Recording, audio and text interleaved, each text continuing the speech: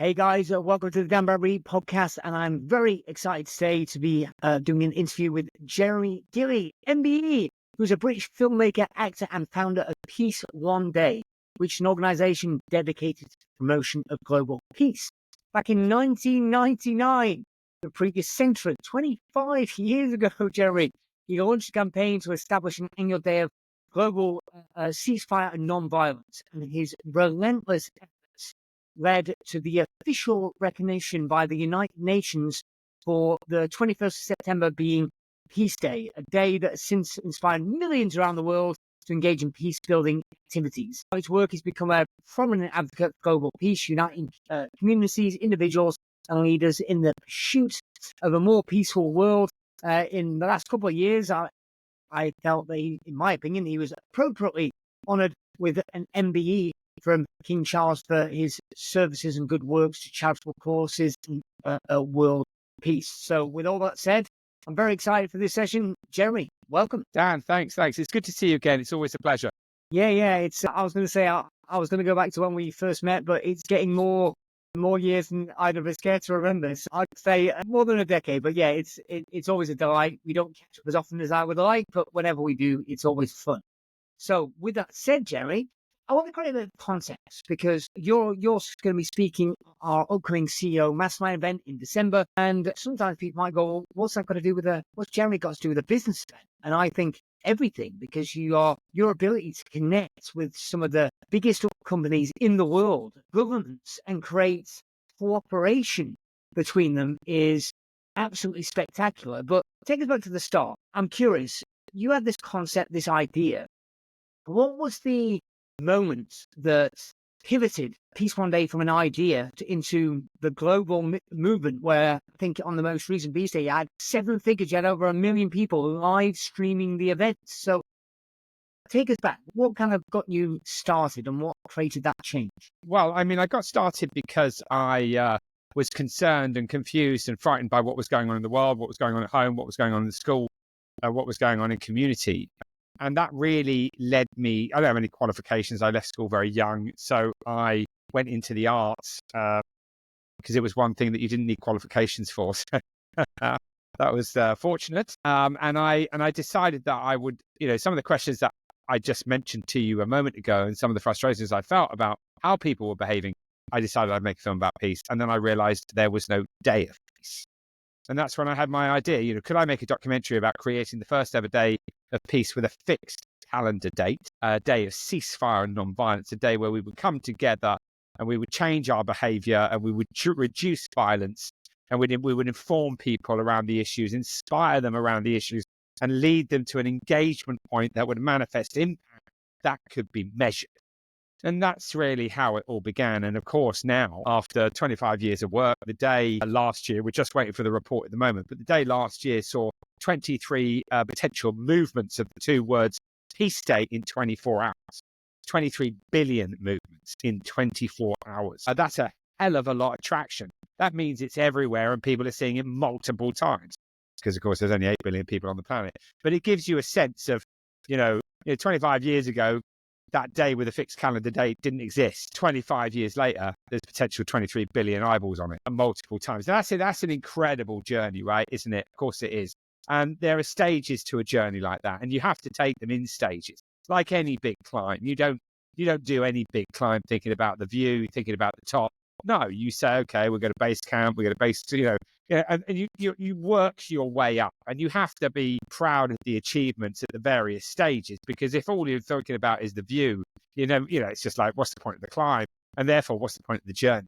And so, for me, life and work and Peace One Day has always been about enjoying the grip, enjoying the day, and accomplishing things day by day. And then it becomes really exciting. The whole thing is enjoyable. And yes, of course, if you get to the view and you get the resolution, or the Taliban stop fighting, or you get an MBA, of course, those moments can be celebrated. But ultimately, I'm focused in the moment and enjoying the moment. And that's really how I roll. Well, clearly, and for those that don't, some of our community have met you before, but you're such a bundle of energy. I mean, it just comes off, it radiates. I know the people listening to this, they're entrepreneurs, they're business owners, but you have an intensity, you have a ability to keep a pace and energy that is not only high, but you've sustained it for decades. So a lot of people running this feel like, oh my God, my business, it feels painful. Like, how do you maintain focus and I suppose avoid burnout while you're working on such a emotionally charged mission? Well, I mean, look, I love what I do, and if you love what you do, then of course you can maintain a level of energy because you have passion and a desire, and of course, passion is the fuel, that keeps you going. Look, I've maintained this intensity, and I'm enjoying the moment now, 25 years on, as much as I did at the beginning, and that is the absolute truth. And the reason for that is that the result is so good. Do you know what I mean? Like, of course, we created a day of peace. We talked about that a minute ago. Then we went into Afghanistan to prove that the day could work. We got Taliban to agree not to kill or kidnap anybody. That allowed 10,000 doctors in. Those doctors gave 1.4 million children a polio vaccination. That just shows you the way in which a day of ceasefire and non-violence can have massive humanitarian impact. And there are many examples of that now. So when you're a part of something like that, that's not difficult to kind of stay passionate, right? Because it's like so profound in relation to the actual result. And since then, of course, we've been telling a lot of people, as you know, by working with the largest corporations in the world, or NGOs, or intergovernmental organizations, non-governmental organizations, schools, universities, whatever. We've been working with a lot of big sectors of society. And the reason we're doing that, this is why, again, this answers your question directly about intensity or staying passionate, is that now what you're seeing is huge behavioral change on the 21st September. 21st September is the day when more people think about peace than any other day of the year. Fact.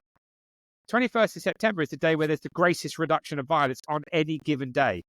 That's a fact. Now, that's just like, Dan, you supported me for a long time. That's mind-blowing, right? To think that I played a little role in making sure that the 21st of September was a day of peace, and that's a day of ceasefire and non-violence, and now there's impact on that scale.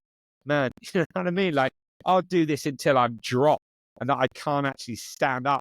You know what I mean? Because this is just a gift that I've been given, and I'm humbled to have had the opportunity to do this work. And and that's why I keep going. I do love this. I love talking with you, Jeremy. I mean, I'm sure some people are listening to this and they feel overwhelmed. I mean, you use the word humble, and that's what I would attribute to you. I find you to be very humble. I mean, you mentioned getting the Taliban to lay down their arms, so 1.4 million vaccinations can be administered. But there's also, you've had some of the biggest celebrities in the world. You've had Elton John. I was at the Globe Theatre 5 years ago, I think, when Sting performed at these big concerts. And so there's a journey and there's a lot of steps on the way. But I'm sure some people are listening to this, relating to themselves, and they feel they've got a big idea, they've got a big vision, but they feel overwhelmed. Where do you start? So what advice would you give to somebody who wants to go global but feels overwhelmed by the scope? I think that they shouldn't be, right? If they've got a vision and there's something that they want to do, then the only way to do something which is global is there's two things. Firstly, you have to be very patient. That's massively important. If you're not patient and you're going to try and do it in a hurry, there's a chance, I'm not saying that it's going to happen, but there's a chance that, one, you could burn out, or two, you might not achieve it because you can't give it enough time. And going global takes time. It just does, because it's global. So, it's a lot of people to reach. I think the other thing is the planning is absolutely everything. It's just got to be well planned, hasn't it? And I think doing things in stages is really key too. So I think if you say, well, look, this is the target that we want to reach, let's create a series of stages and let's map out very carefully what a result looks like for each of the stages, so that as we get through the stages, we can have a celebration in relation to the journey that we've taken. I think that's paramount. I mean, if you're going to climb Everest, you've got to make sure that you've got good oxygen, the right clothes, food, somewhere to sleep, you stay warm, you've got enough rope, and if you haven't thought it all really through ever so carefully and just taken your time, then, very sadly, some people don't make it. And, that's just it. That is it. That's what it's all about. It's all about planning. And I think the other thing is it's about the grip. It's about each grip, isn't it, actually? I think that great things that are accomplished are executed because of concentration on the actual moment itself. And that I also think to be absolutely crucial, because if you're not concentrating on each grip, you slip. And then I think you've also got to go, well, if I do slip, then I'm going to celebrate the slip. And that is something that I think is really, profound. I mean, I've had some people, knock me back and it wasn't very pleasant. Yeah. So I think that when they do knock you back and you're down, I mean, like down, then, and you're looking for oxygen, you're looking for the light. You've got to understand that in that moment is where you are going to learn most about yourself. I think anybody, any entrepreneur, any business person who is going for something big, listen, if you're focused, if you've planned it, if you did it in a peaceful, wonderful way and you don't make it, well, then celebrate that. Do you know what I mean? Because that's life just giving you a big lesson, a big, beautiful one to say, man, it's okay. Let's get up. Let's go again. Let's reframe. What can we change? You know what I mean? So that you can, make it. So I think everything that we do, I don't think we celebrate enough the failures. And I think the failures should really be looked at as the moments of the greatest success. Because getting to the top of the mountain is just getting to the top of the mountain. It's going to take minutes. It's just a view. You show somebody, go, oh, yeah, great. Whatever. That's not what it's all about. It's about the journey. It just is. And that's what, and there, I think when you focus in on that, if you can eat and you can feed your children, you are blessed. You are blessed. You know what I mean? Because it's just so, I mean, I know this is a cliche, but I just know it to be true, as do all of your people who are watching, that I will have the pleasure of being with, in December. No, I love that. And I mean, this is why we get on so well, Jeremy. I think that, it is the planning and they don't always work. But obviously at the event in December, at the CEO Mastermind event, we're going to be a group of business owners who are going to be talking about creating their plans for the next year. So to metaphorically make sure they've got the rope, they've got the supply. And you talk about mistakes, failures, setbacks. I mean, it's easy for us to sit here, or it was easy for me to here and do a list of your accolades. We mentioned the big concerts, we mentioned the United Nations and the creation of Peace Day. We could talk about you raised, I think there's an 8-figure sum from the Buffett Foundation to further work in Africa. Unbelievable achievements. But are there any particular failures or setbacks that at the time felt devastating to you, but in retrospect, you can see that it actually was the foundation, or it set the stage for later success of Peace One Day? Yeah, I mean, there are many, Dan, that you have them in business, you have them in your personal life. There are many things that have, not gone according to plan that will come at you out of the blue. And I think that all of them, are, as I said to you, the moments, where you reframe, rethink, and paint a different picture. I mean, I do this sort of work all the time. Let's whiz over here for a second. I do this kind of thing, right? That is a big wall. That's a big wall. And that's the only way, Dan, that I can do it. If I'm planning, I got to do that because I'm dyslexic. So the idea of some kind of Excel and no, that's not going to do it for me. I'm confused by all the lines. I need a bubble with a word in it. And when I sort of map it out like that, I can go, right, what's my 5-year plan? I mean, I have a 3-year plan right now. I know what I want to try and achieve in the 3 years, and that helps me. The 3 years is good. I think the year that you're going to do with your team is also very interesting. But that's I think that's crucial to do it that way. And so that's how I'm rolling. But, in terms of specific, problems, I think that a really good one, well, there was a number of them. I mean, obviously, when the announcement of the Day of Peace was going to happen, of course, I was in New York waiting for Kofi Annan, and the planes hit the World Trade Center. And of course, we were evacuated out of the United Nations. The announcement of the Day of Peace, never happened. And it was a shocking event for everybody in the world, as well as all of those who, of course, tragically lost their lives. That was a big setback, worked years and years and years. The announcement's going to happen. The planes hit the building. But you look at that moment and you say to yourself, well, this is why we're doing what we're doing. This is what's happening right now, is the reason why we've got to work extra hard. If people watch the film The Day After Peace, which is on the Peace One Day YouTube channel, they'll see that I took a film into the heads of the League of Arab States in Cairo, and I showed everybody that film, and it had Shimon Peres in it, and it offended everybody that was there. And he was in there. He was in the film in the context of winning a Nobel Peace Prize, not because of his political position. However, if I'd have had a better understanding, I would have maybe thought about it differently. But all of these things make you very sensitive to how people feel, gender balance, age balance, representing the entire world. All of these things now are just how I think. So all of the setbacks, all of the mistakes, all of the words that we use that are incorrect are all the fuel that help you to adjust, to be better at what you do. I'm much more grateful to people probably than I ever was before because I've been knocked down. You know what I mean? I've had people knock me down, and when you get knocked down, you get back up and you're still the same kind of person with the same kind of accolades, but you have a better appreciation of what you're all about. You know what I mean? It's kind of, you reframe yourself, don't you? Because somebody's pushed you down.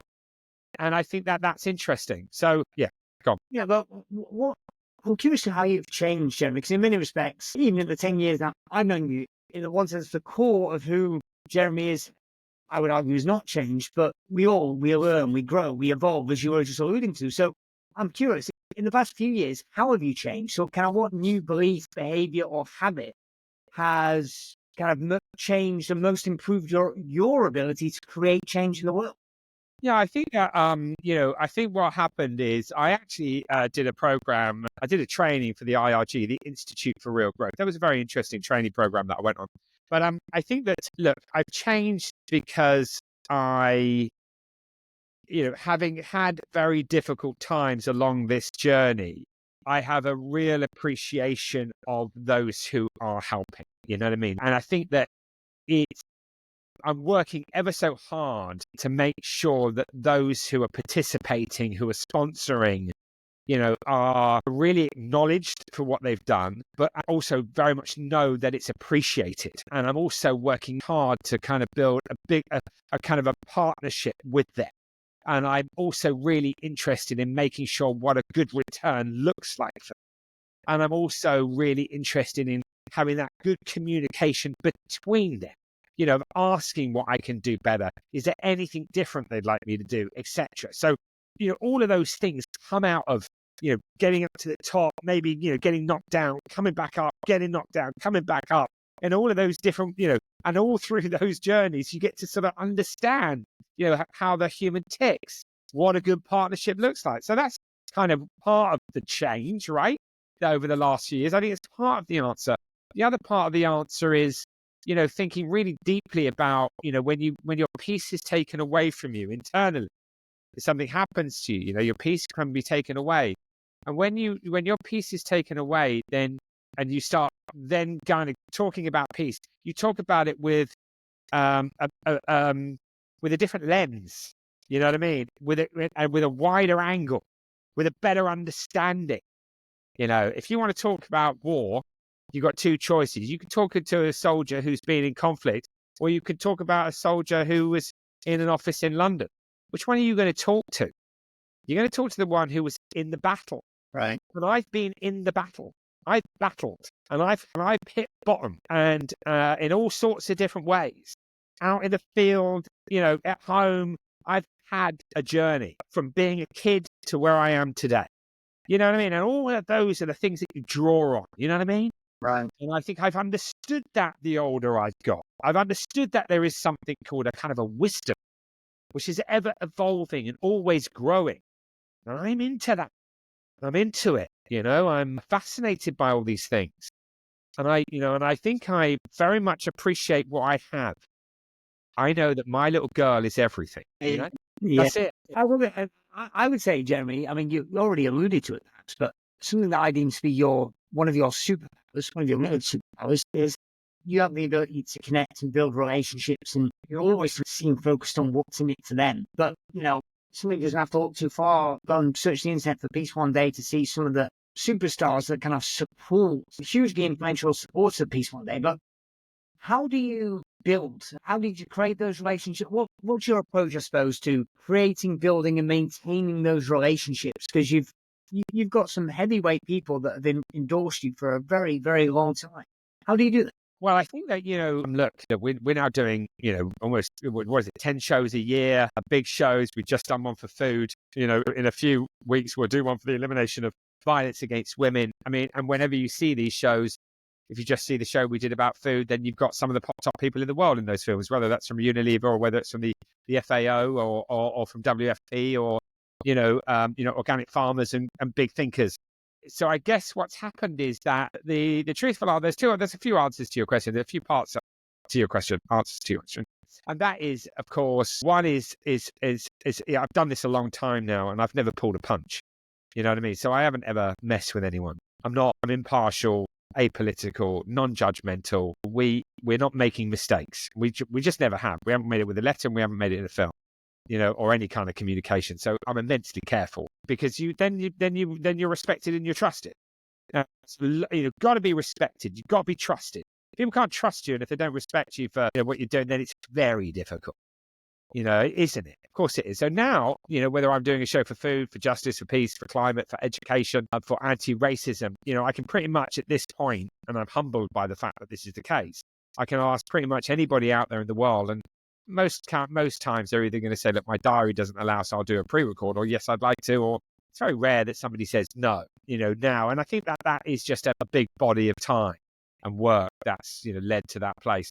I think the other thing is I've never really been afraid to ask anybody for support, and I do. And of course, it sometimes can be difficult and a bit embarrassing to ask for help, but you have to be able to do it, and that's part of the job. I was also very lucky, of course, very early on.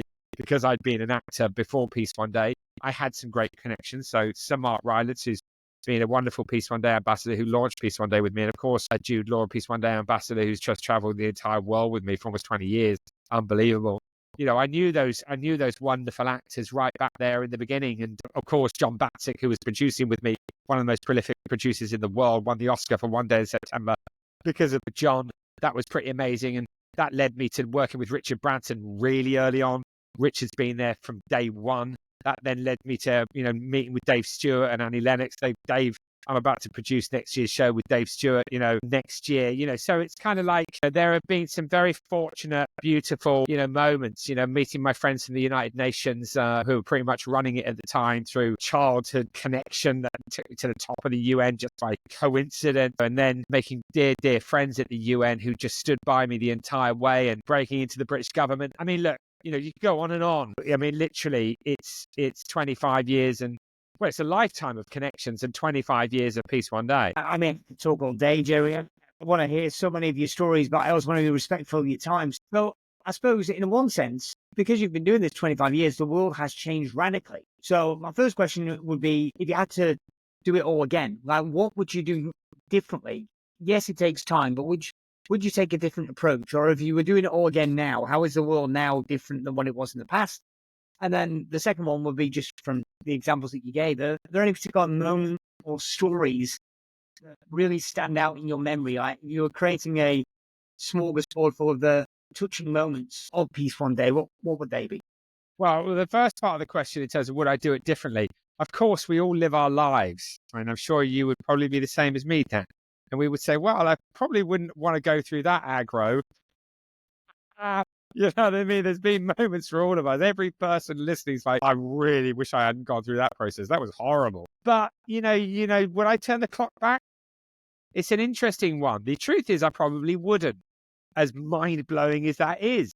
Because, what is it that gives me passion? What is it that supports my ability to talk about peace, to care about peace, to care about somebody else's peace? What is it? Well, it's my inner feelings about having lost it, you know what I mean? And then refinding it. So I think that it's mind-blowing for me to think that I wouldn't change a thing. But I think it's true because I am a better person for the successes and the failures, that I've had in my life. And I think you've got to look at it as the whole. You've got to celebrate the whole lot. So that's one answer to your question. Would I do anything differently? No. As mind-blowing as that is to say. So that's that. I'll put that aside. And then, in relation to some of the highlights, there's been a lot, but I can do it in stages pretty quickly. One, of course, was creating a resolution and being at the United Nations and looking down and seeing a world vote for an idea that I'd had in a field in Salisbury.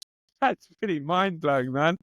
The other is, of course, receiving a letter where I see that the Taliban have agreed not to kill or kidnap anybody on the Day of Peace. pretty mind-blowing. I mean, it was just incredible. I was upstairs in the flat, like in the editing room, which was one of the spare bedrooms where we were back in the day after peace. I think another moment would be, seeing, the Coca-Cola bottle happen was just obviously mind-blowing that, we had penetrated to the very top of Coca-Cola. I was sat down with the president, Neville Isdell, at the time, and the logo was on the can and was being shown around the world. That was, that's the one object that was in arm's reach of every human being on the planet. There's probably not another object like it. And Peace One Day had a relationship with it. And that was, years of work. So I was thrilled at that being the case. I think that, when I started to really learn that we'd probably reached 3 billion people now who are fully aware of the day, which was my target for 2025, which we'd set in 2019. And so to know that 3 billion people are aware of that day, and that's the day when more people are thinking about peace than any other day of the year. It's also the day where there's the greatest reduction of violence on any given day. Is just mind-blowing, Dan. And apart from that, there's only one other thing that is bigger for me than all of it. And that's my beautiful little girl, who I live for and just want to be the best dad on the planet. And other than that, that's it's probably a good summary. Beautiful, absolutely beautiful. Well, final couple of questions, Jeremy. I think that when you come to the event, when you're speaking to the CEO Mastermind Group in December, and for those listening to this, if you've not already booked your seats, there'll be links around this video where you can find out more information. You can book your seats. But we're going to be talking about the future. We're going to be talking about the future of our collective businesses and what we want the future to look like. So I'm curious for you, what do you believe in order to take on the future and what we want to create? We've got to say, okay, what are the problems? What's in the way? So what do you believe will be the most significant challenge to achieving global peace, lasting global peace in the next decade? And how do you think you can address it? Yeah, well, firstly, I'm really looking forward to being with you in December, Dan. We've done one of these events together, and the group of people that I met I remember very, very well the entire experience. And it was amazing to be with your colleagues that you work with. And I really look forward to meeting everybody in December. And I really encourage everyone to come along and be a part of it. So firstly, I want to say that, and thank you, Dan, for believing in Pod, believing in me, and asking me to do this again. I'm very grateful to you, mate. In terms of how we move things forward, Dan, I mean, listen, it's all about each one of us as individuals. I think that, if we painted a picture of the evolution of humanity, it's not something that we've got wrong recently. We've been doing the same kinds of things in relation to money and power and control for a really long time. And so in many ways, it's very much a part of the DNA of who we are and what we are. And that's led us to where we are today. Do I think there'll be a shift in the level of consciousness around the fundamental issues that we face? I really hope so. And I will work every day to put as much constructive narrative into the world to inform, inspire, and engage people towards action that's measurable around fundamental issues of our survival. And I think that in the end, Dan, what is it that's going to change things is our own selves. It's kind of like making a choice. If we want to resolve the big issue and the big crisis around food, then there's a wonderful book, I think it's One Meal a Day or whatever it's called, which just says, look, just take meat out once. If all humans did that, then we'd be in a completely different world in relation to the climate problems that we're facing. I mean, it's a generalization, but a very true one. So I think it's about personal choice, isn't it? I think that's the only thing that's going to change the world. And that's why your gathering in December is so important, and other gatherings like it. Partnership, coming together, uniting, standing as one, supporting each other, and the complexities and the difficulties that life throws at us is what it's all about. Family, friends, and groups like yours, Dan. And I can't wait until December. I find a beautiful thing for us to wrap up. Although there's one little thing I just want to ask Jeremy. Since we last got together, and for those who know Jeremy, you'll probably hate this question, but I'll ask him anyway. So since we last met, Jeremy, you've been awarded made a member of the British Empire. I actually, and I didn't know how the process was, but just recently I was asked to effectively write a letter of endorsement for somebody else, and philanthropist that I know who has been put forward for an MBE. So I'm starting to understand a little bit more about the process work. But I'm curious, what was the moment when you realised, since we last got together, you've been given this MBE. What was the moment when you realised you've been awarded it? And what was it like being in King Charles? It was amazing. I was in the office when I read the email to know that I got it. Obviously, that was an incredible thing because, you just want to ring your mum and dad straight away. And I'm very, very lucky that my mum and dad are still alive. So that was beautiful. and of course tell my daughter. But I mean, it was an amazing day because actually, very interestingly, and I don't know if it's like this all the time, and I think it might be. I didn't know who was going to be at the Windsor Castle that day when I got my award. So obviously, it was incredible to know that the King was going to be doing it. He's only recently been appointed, as we all know. And so it was an amazing day with my mum, my dad, and my daughter with me. And to be with him, to kind of go through the whole process, which is an amazing process, which hasn't changed actually in hundreds of years. So it was thrilling. And of course, you're standing there, and he says a few wonderful things in your ear, and you can't quite believe that he knows these things. And of course, there's a special way in which they're doing that with everybody he encounters, and to shake his hand and to be given an MBE for my efforts towards global peace, which is the definition of why I got it, is just absolutely incredible. And I'm really grateful that the King did that, and for my family, for my mum and my dad, for them to know that we had penetrated and that penetration had been acknowledged. I think it was really more special for them than it was for me. And I'm not suggesting it wasn't for me, it was. But, it's really lovely that your mum and dad can see that, all of those conversations that I'd had with them about borrowing money or needing help or all the things that I ring my mum and dad for, you know what I mean? And it's not necessarily to borrow money, actually, but just, it's just, that means a lot to me, right? A lot to me that the family kind of got it too. And also, I tell you why something like that's special is that, Dan, you've helped me a lot. And, I said in a post at the time, a piece of metal is obviously millions of little particles, isn't it? Well, there are millions of particles. There are millions of people that made that MBE possible. Look, I had an idea. I went on the journey. Yeah, I had a lot of passion, and I've loved it, and I feel privileged to have had it. But you know perfectly well, Dan, that there are thousands of people who over the 25 years have helped me, stood by me, supported me, held me, carried me, made me feel better, in all sorts of ways. It's a big old team effort, something like this. And you know what I mean? Like, it was just incredible moment. Incredible. Jeremy, I'm excited. I can't wait for us to be back together in person again. It's been too long. I do believe, for those listening to this, that when you get incredible people together, incredible things happen. So I'm looking forward to seeing you at CEO Mastermind, Jeremy, in December. And thank you so much for doing this interview. And I look forward. We're gonna have a lot of fun. Yeah, Dan, I can't wait to be with you. You're a good man, and I love having you as a friend, and I love all the support you give me. Seriously, mate. Thank you, Dan. Thanks, Jeremy. See you, mate.